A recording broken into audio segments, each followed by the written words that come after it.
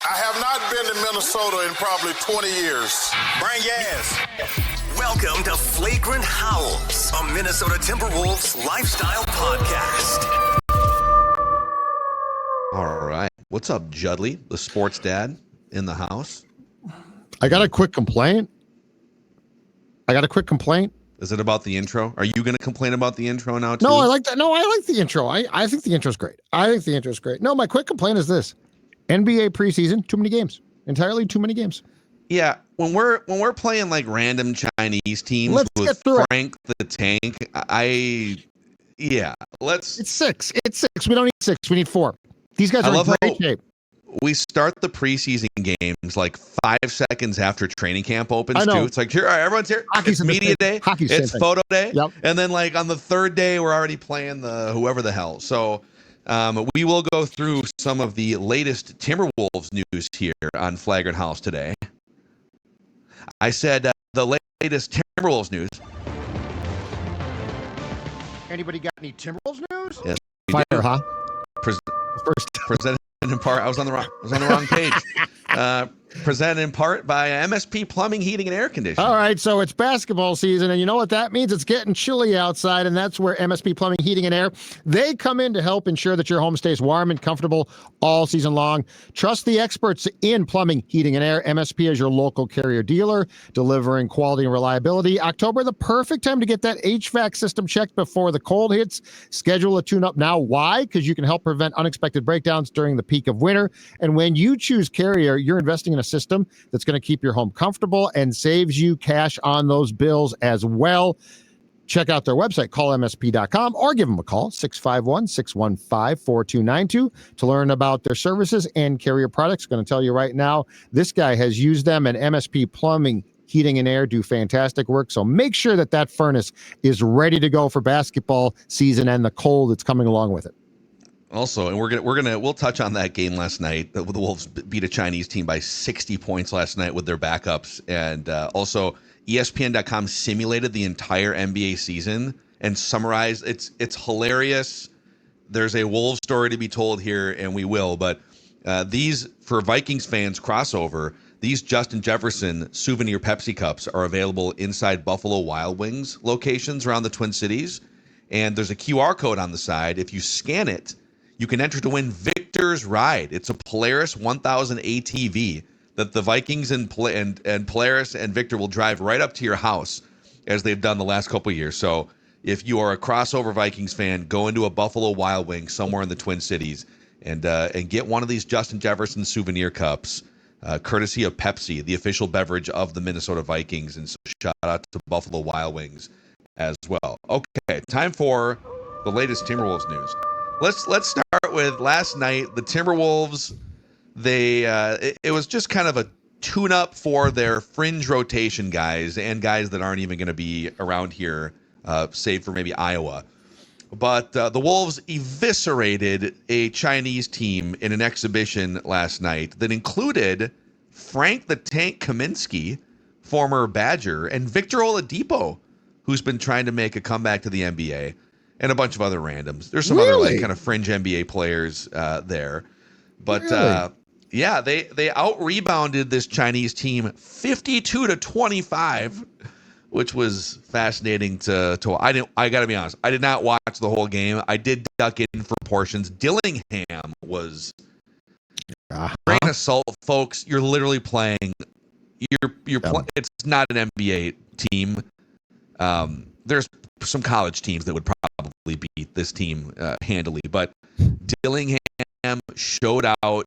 He's saying the right things about understanding the things that, listen, you're not walking onto a lottery team here. Like, you are a role player, which is different than most top 10 picks who kind of come in and they just get to do whatever they want on a bad team.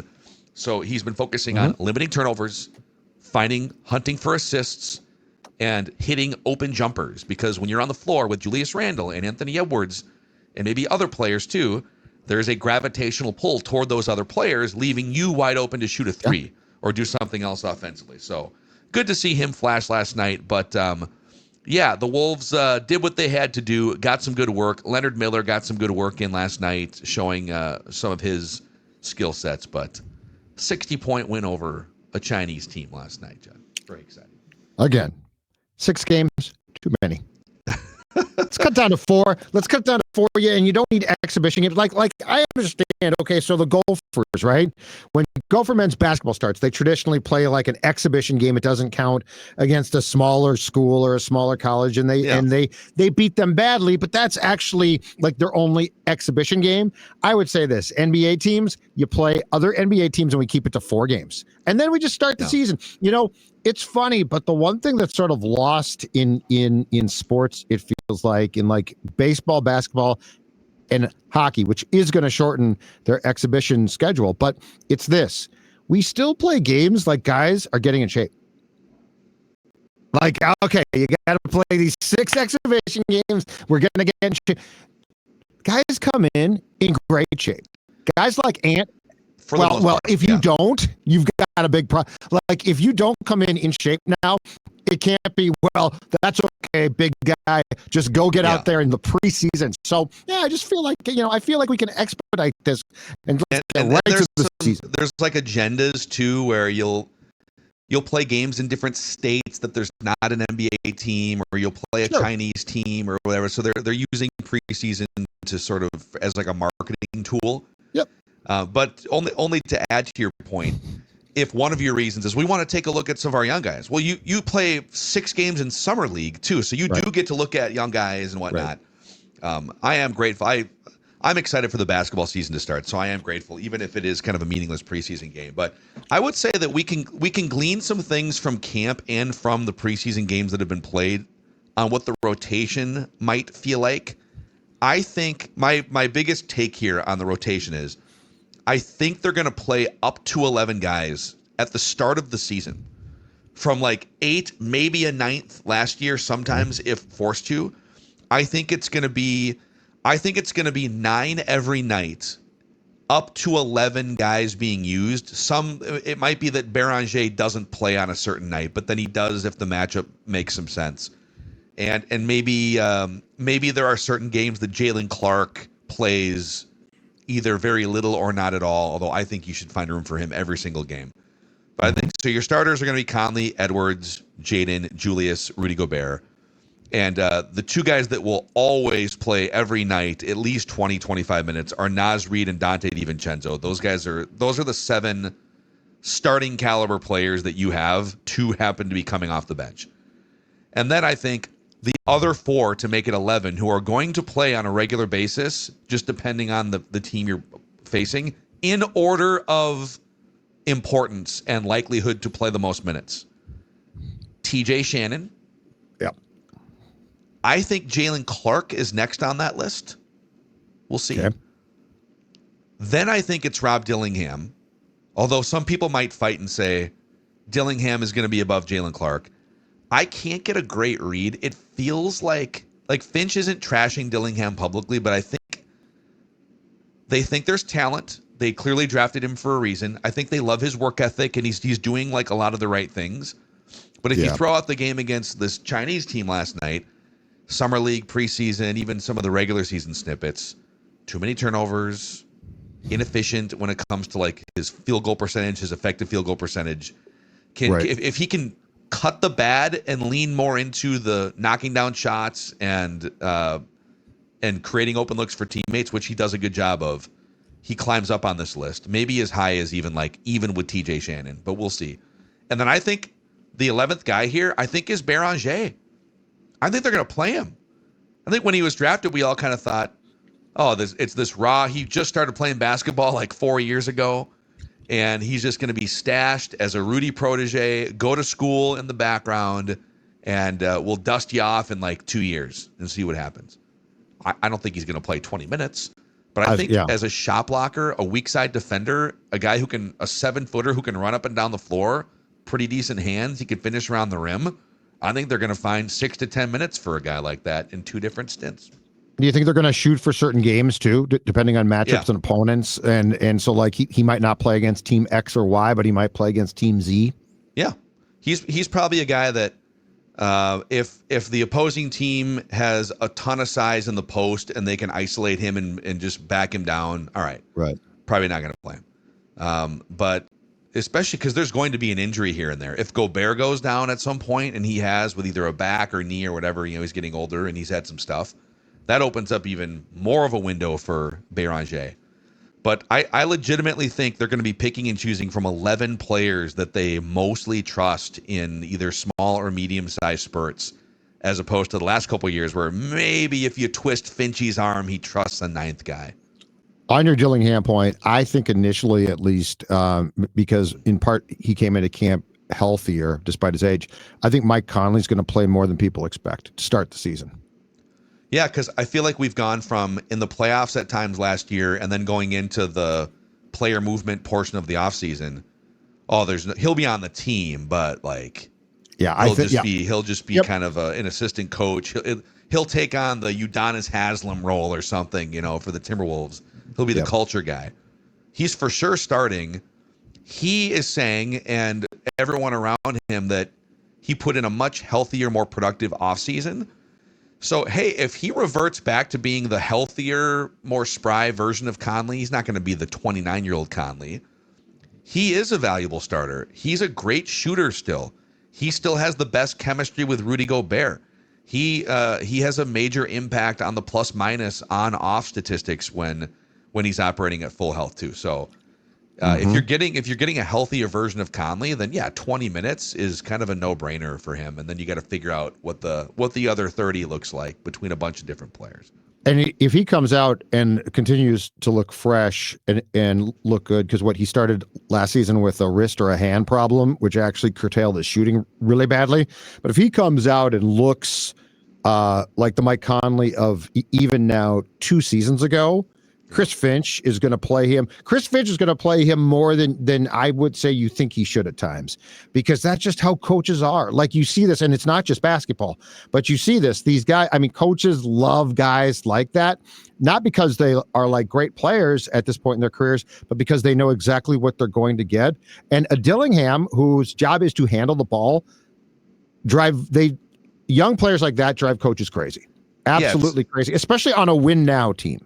Yeah, if you're not seeing the floor, but that's the conundrum. It's literally the same thing the Vikings are going through in a different way with JJ McCarthy, where you've identified your quarterback or your point guard, one of your initiators of the future, and one of them is 22 years old jumping into the NFL. The other one's 19, now he's 20 years old, and they're not going to be finished products by just hanging out on the bench for a year. Right. Yes. They only become finished products by playing and being out there. And in both cases, the Vikings are a 14-win team last year that's 3-2 now, and the Timberwolves went to the Western Conference Finals. So these are champagne problems when you have these talented young players that you're trying to figure out what to do with, but you're going to have to let Rob Dillingham figure it out. I'm not saying you give him the full keys for 40 minutes to do whatever he wants, but you got to play him and figure out what you have at some point here. Of your list too, with the players who are going to vie for or start to get playing time, I would say with Jalen Clark, he is of that list, starting with TJ Shannon, he is the best potential role guy because his defense, he's so good defensively. If he can give you any offense at all, there will be bits and pieces of games where he definitely should play. Because that guy is a glove. He's also credit to Gary Payton. That guy's a glove on offensive players. He is, and he is the type of guy, to your Finch point about trust factor. Finch seems to trust Jalen Clark like he's a 32-year-old vet who's been in the league for 9 or 10 years. Yep. And he's kind of an old basketball soul. Totally understands exactly what he's brought here on NBA Earth to do, which is on-ball defense, corner threes, and just use your energy to get up and down the court. So we'll see. But I legitimately think they're going to start the season much like some of the other top depth teams, Oklahoma City. I'm not putting the Wolves quite on that level yet, but where they do trust up to 11 players to get minutes depending on the matchups. Watch Finchie go 8-man rotation and freeze some of these guys out. Second game of the year. And the Béranger one, the Béranger one I'm curious about, because there will be some growing pains. And so I wonder if he would try that and put the kibosh on that one fairly quickly. But here's the thing, I know what you're saying. Don't get me wrong, but there could be growing. There are going to be growing pains, but also like you could get a dude that comes out there and blocks 3 shots and a half and gives you a ton of energy and conserves the minutes of a Gobert and a Julius Randle because he's an 18, 19-year-old body. So, but remember, there's things there's things that we see and we're like, whoa, there's something there, and then a coach will see 3 things we don't see and be like, still can't play him. Yeah. I think you have to kind of, especially in the early part of the regular season, you're trying to rack up wins in a loaded Western Conference, but you also like get these dudes a little more experience. I do think that organizationally, I think they've had a lot of come to Jesus talks about this. I do think they're not playing an 8-man rotation. So, all right. Who wants more Timberwolves news? This next one, I do. Comes from ESPN.com, and the story that they wrote or the rankings that they have are less important than the question I want to pose off of these. So they ranked the top trios for all 30 NBA teams in tiers. So who is your trio? And then where does that trio rank? And number 1, the top tier, a league of their own tier, is Oklahoma City with SGA, Chet, and Jalen Williams. Hard to debate that. That trio carried that team to a championship. The MVP is at the top of that trio. You have a 7-foot unicorn who can shoot threes and block shots. Chet, Minnesota boy. Tough to argue with that. And then the old trusty Nikola Jokic, Jamal Murray when he's available, and Aaron Gordon. Okay, they won a title a couple years ago. Not sure I'd put them number 2 on here, but whatever. And then actually the Knicks are in the 3rd tier with the Cavs. Excuse me. It's Jalen Brunson, Karl Anthony Towns, and OG Anunoby. And yeah, I mean, they were dominant in the regular season. You got to scroll down a little bit here in the same tier. It's the next tier, tier 4, where you get to the Timberwolves. Anthony Edwards, Julius Randle, and Jaden McDaniels. So my question to you is that the Wolves trio? Like if you had to label like the Wolves top trio or trios, would it be Anthony Edwards? They're not necessarily ranking like your best 3-man lineup combination here. Statistically, it's kind of like who are your 3 best if players? You did a poster. Yeah. Like a Wolves poster. Who would you put on the poster? Are those the 3 guys you'd put on a Wolves poster? So it's an interesting question. I think currently that is, but I have some questions about it. Because one is, I still feel like, I mean, if we are to take this and like internalize it and discuss it just from that standpoint of Minnesota Timberwolves, Jaden to me still has to emerge more. Like I would be inclined, okay? I would be inclined currently to put him on the poster, but he has to emerge more. He just turned 25. And the interesting thing too is, how much could the clock possibly be ticking on Julius being the 3rd guy? Because while he or the 2nd guy, because he deserves that for now, but he turns 31 on November 29th. So yeah, but he did get the contract posters. He deserves it. He deserves it currently, but what I'm saying is, I guess my first point is it's Ant for sure, no question about it. And then does Jaden deserve that? I think he does for now, but I want to see more. I still want to see more. And then on Julius, eventually here, does he maintain that poster? Or let me just throw out an idea. Terrence Shannon Jr. eventually replaced Julius on that poster. By the way, I love this. I love this discussion because I think it's just, there's so many openings to discussions about this team with Ant being the pillar and then guys around him to support him. I do stand for TJ Shannon in that way, that it's probably completely unreasonable. I do think he has poster potential.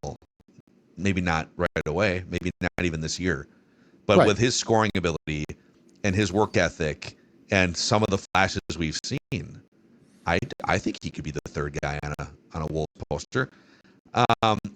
Okay, I think Anthony Edwards and Julius Randle are absolute no-brainers. Like, they're going to be on this poster for sure. Those are your 2 leading scorers, your 2 offensive workhorses, your highest usage players, all those things. Mm-hmm. Those are you're building your team around, in a lot of ways, Anthony Edwards and Julius Randle here, at least for the foreseeable future.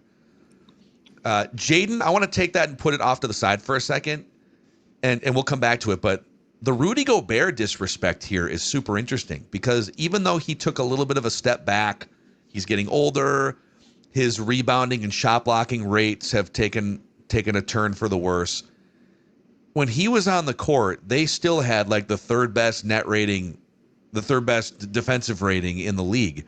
He is still a force defensively and does so many things. So he's also part of the backbone for if you were to do a poster for the reasons why, like what are the main 3 reasons players why they've gone to the Western Conference Finals in back-to-back years. Rudy Gobert has to be on it because defense has been a huge reason, especially 2 years ago when they were the number 1 defensive rating in the entire league. So I feel a little, but by the way, they did put that last year it was Ant, McDaniels, and Gobert on here, and they left Julius Randle off because the season was just starting. He had not played a game yet. Right. On the Jaden front, if you were to tell me for certain we're going to get the second half of the season Jaden McDaniels, the guy who's not just being parked in the corner to shoot threes all game long, but the guy who's going to get into his offensive bag a little bit more, they're going to run some actual like actions for him, or maybe he's initiating off a pick and roll. He's going to be used a little bit differently defensively, where he's just the more active version of Jaden McDaniels. Yes, he should be in this 3. But Naz Reid's the one that, like, you see his towel all over the place. Like, Naz Reid had towels at Vikings games in London last weekend. Yeah. So from a popularity standpoint, and he's also a really good player, Naz Reid should enter the chat at some point here as well. Yes, from a popularity standpoint, but I think the fact he doesn't start probably precludes that. Gobert, I think Gobert is not on this because Gobert in 2025 is not considered, especially his age as well. But I don't think he's considered a sexy player. I think we're trying to sex up the poster, okay? And we're trying to get guys who Jaden a sex who are seen. Well, he's February and March. Jaden was kind of a sexy player. Got well.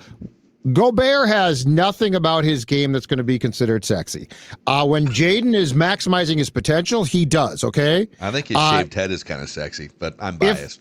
If Naz started, I think he's on the poster, but when you're a 6th man, I don't know that gets you there. Now, I don't know among the teams that they put out there how many backups or guys coming off the bench are on that poster. But I do like what this symbolizes for Jaden as well, which is like, this is the year, I think, and look, it's got to be a team thing. It can't just be him. But I think this is the year that you really look for him to emerge. And I think we talked about this a year ago at this time, and it happened at times. But here's what I want to see from Jaden. I want to see the consistency now. I want to see, it doesn't mean he's going to have a great game every game, but it does mean there's a level of inconsistency that he has had throughout his career that drives you crazy when he's maximizing his abilities and you're like, whoa, this guy can really play. So I think he does need to earn the spot to keep it on that poster, but I don't have a problem with assuming that because this is a very important year in his growth to see way more consistency than we've probably seen thus far. Yeah. Yeah. I'd love the rebounding. It's like when Andrew Wiggins discovered rebounding in the NBA Finals a few years ago. He's like, yeah, I just kind of realized I can go get 10 rebounds. Like, yeah, man. Jaden had a similar, and Chris Finch, and I think Tim Connolly too, were kind of poking him a little bit. You know, they're really good about kind of pregame shoot around chats and stuff. It's like, you could go grab 8 rebounds tonight. Nothing's stopping you. Yeah. So I'd love to see him continue some of that stuff from the second half of the year. And like you've talked about too on several occasions, and this is also, I think, a schematic thing, but him standing in the corner does you no good. Yeah. A lot of that is like what they've asked him to do. Right. But also, like, for spacing purposes, he's going to be in the corner with this starting lineup. It's just going to happen. But I would tell him, and it looked like they were, at least in the last 2 or 3 months of the year, just because you're open for 3 doesn't mean you should shoot that shot, especially if you're not feeling it on a certain night. You can still, like, there's a ton of space to drive in, get a little closer, get either a midi or get to the rim, maybe kick it out to somebody. Yes. He's not, I don't think he's necessarily a full-on green light guy, even if he's open. He only shot like 33% on corner threes last year, which is way below league average and one of the worst on the team. but he took one of the highest volumes of corner threes because of what they were asking him to do. Right. And it's just they got to find a way to take some of those out and replace them with more efficient, higher percentage shots. But to that point, just because you set up there doesn't mean that you stay there. Like there are opportunities. And look, you name me. When's a time that you've seen Jaden be aggressive and you're like, that was a mistake? Yeah, he is a 3-level scorer because his worst level is threes, but he can kind of hit him at like a slightly below league. He's not a terrible 3-point shooter, but he's a below average 3-point shooter. Mm-hmm. But as you get closer, mid range, that little like 12-foot, 15-foot area with kind of the floater, his little mid-range jumper, and then getting to the rim, he's one of the best converters on the team. So the closer he gets, the higher the efficiency gets for him. And I also like when he gets in the mix, because the more predisposed he is to get pissed off, the better he becomes. Yeah. Because like the worst Jaden is passive, right? Like he's passive and it's sort of like he's brooding, but it's because but dude, if you're going to be moody, that's absolutely fine. But then have someone put you in a bad mood. And there's no better way to do that than to drive and to get hit and to take hits, because like that's a guy who gets super aggressive and gets angry. And that guy is who you want to harness consistently. He needs to seek conflict is what needs to happen. And that's what gets you on a poster. Hey, Phil, is that Timberwolves news I see? Yeah. In fact, one more item for you here, and it's a really fun exercise. ESPN simulated the entire 2025-26 NBA season, and they summarized it in different highlights and sections. They even simulated the NBA Cup, the in-season tournament. I love this. So we're gonna go through that from a Wolves perspective here in just a second. But if we were ranking best places to get a burger, I think Parlor would be pretty high on that list. Huh? It would be number 1, 2, and 3 on your burger poster because it's that good. And guess what? With the Wolves starting, I'm going to give you a place to stop pregame to enjoy a fantastic meal, and that is Parlor in the North Loop, right near the arena, right near all of the action. And as Phil just said, absolutely fantastic. You know what? Also, don't tell anyone else, but the chicken sandwich is absolutely excellent. So the Parlor burger is good, but the chicken sandwich great too. Also, locations right down from the arena in St. Paul. So if you're going to a Wild game, a great place to pregame there. Great craft cocktails, great beer list as well. And then don't forget out in Excelsior as well. Parlor is everywhere. It's a hat trick of restaurants. Every one of them is delicious. North American Banking Company also powering these takes on Flagrant Howls here. Minnesota-based since 1998, so they are one of us. They understand what upper Midwest living is like, and they've got 6 locations in the Twin Cities. So in getting to know over the past year and change the team at North American Banking Company, I can tell you from firsthand experience, friendly, knowledgeable people. They took the time to sit down, learn about me, family, life, goals. Safety and security of your accounts is something that they very much prioritize with cutting-edge online tools. So if you're in the market for a better banking experience, either checking and savings, or maybe you're buying a home or planning to start a business, something bigger financially, go to nabankco.com/Mackey to learn more. That's nabankco.com/Mackey, or visit one of their 6 Twin Cities locations. Member FDIC, equal housing lender. I love this exercise. Kevin Pelton is the NBA analytics guy for ESPN.com, or one of them. Mm-hmm. And they, I don't know, they went into their little computer database, beep, burp, burp, burp, burp, burp, and they simulated the entire 2025-26 NBA season. And they did a bunch of different like checkpoints where they gave you standings on this date, NBA Cup. So let's start with the NBA Cup. Okay. Making the semifinals in Las Vegas of the NBA Cup, the Boston Celtics, okay, the Miami Heat, the Portland Trailblazers, and your Minnesota Timberwolves. Portland's there, huh? Wow. Okay. See, they're young, they're feisty. Like Shaden Sharp is this up-and-coming wing player. They're going to go for it. So it's the type of team that would be really inspired early on, and maybe some of the more veteran teams haven't quite dialed in their preparation yet, so you're catching some teams off guard.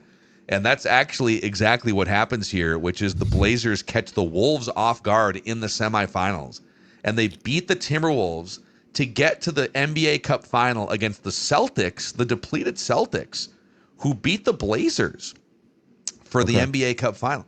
Here's my question to you.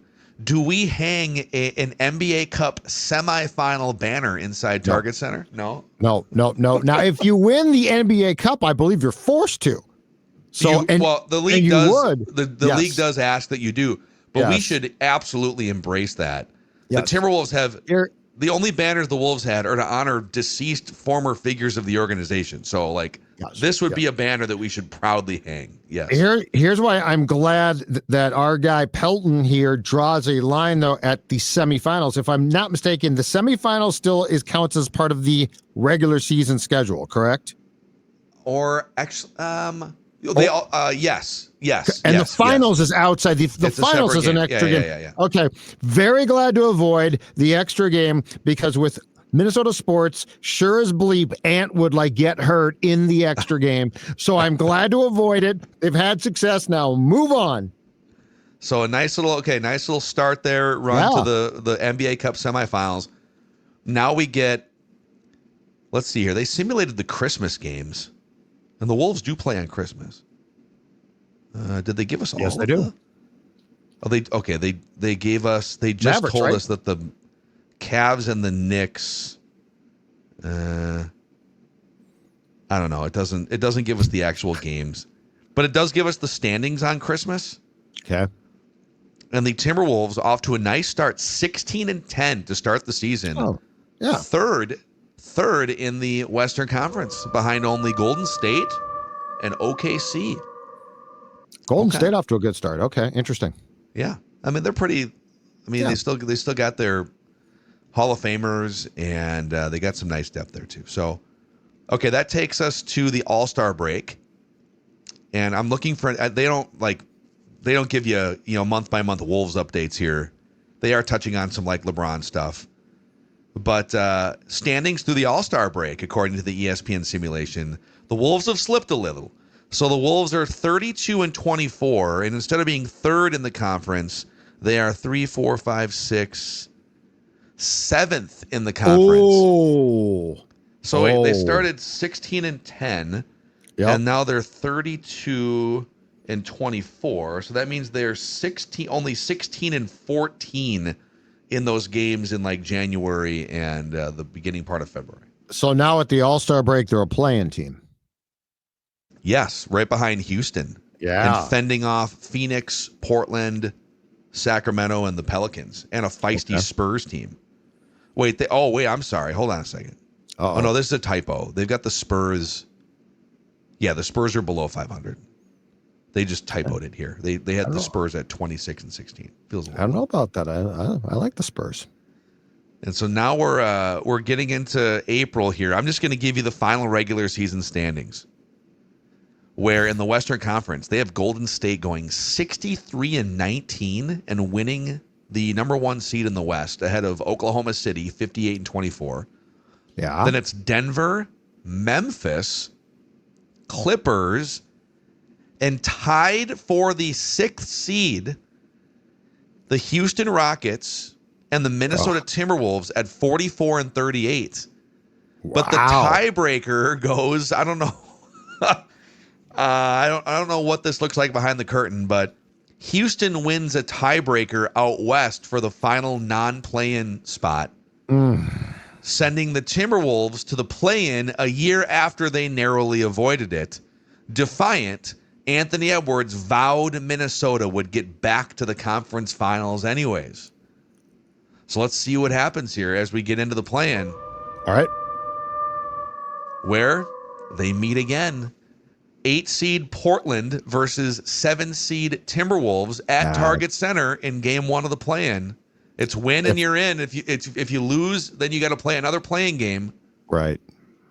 Portland upsets the Timberwolves. No! I won't accept this. I'll accept the NBA Cup because, to your point, Portland's spunky there, but you know what? That's a bunch of crap. Portland coming in here against the veteran Wolves, they do not upset them. So now you're sitting here and now you're fighting for your basketball life. Sacramento beat the Suns. They have a typo here because then they have Sacramento playing the Timberwolves after they've already advanced against the Suns. But whoever wins this game now, again at Target Center, plays the Warriors in a 7-game series, the 1 seed. Yeah. And they've got the Suns beating the Timberwolves and knocking them out of the play-in. Oh, wow. From 7 seed to out of the play-in. Yeah. Oh, and then the autopsy of this is not going to be good. And then let's see here for the second straight year. Mm-hmm. Oh, okay. So they ran the lottery results here because the Wolves are a lottery team. They missed the playoffs. So this is one of those pick swap years, I think. They've got Utah with the number 1 pick via the Timberwolves, but the Wolves getting the number 5 overall pick. So they would have a top 5 pick going into the draft. But that would be pretty disappointing, right? 44-38. Yeah. Play in and then get bounced in 2 games from the play in. I would think that means some major offseason changes and an unhappy Anthony Edwards. That's a really, really disappointing season, especially because it sounds like you get off to a pretty good start. Yeah. And Portland comes in and bounces 16-10, and you wind up basically playing 500 basketball the rest of the way. I don't know. I think we'd be having some very interesting discussions on this show come spring. Yeah. I think you're probably right. Some hard discussions. We'd eat them for breakfast, just like PJ Fleck does.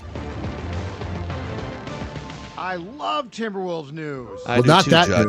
Not that news. I didn't love that news. No, that was bad. I'd like to see another simulation, please. ESPN, if you could run that again, we would appreciate it.